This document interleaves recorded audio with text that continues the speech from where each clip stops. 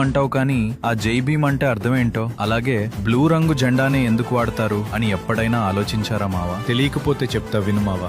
జై భీమ్ అనే నినాదం డాక్టర్ బిఆర్ అంబేద్కర్ గారిని గౌరవించడానికి ఉపయోగించే నినాదం. భారత రాజ్యాంగాన్ని రూపొందించిన మహానుభావుడు. ఆయన జీవితమంతా సమానత్వం, న్యాయం మరియు అణగారిన వర్గాల హక్కుల కోసం పోరాడారు. అందుకే ఆయనను గౌరవిస్తూ ప్రజలు జై భీమ్ అని నినాదం చేస్తారు. జై అంటే జయహో, భీమ్ అంటే భీమ్రావ్ అంబేద్కర్. అంబేద్కర్ గారి ఆలోచనలు ఎప్పటికీ గెలవాలి అన్న అర్థం. ఇది కేవలం ఒక నినాదం కాదు, సమానత్వం మరియు న్యాయం కోసం ఉన్న ఒక సందేశం.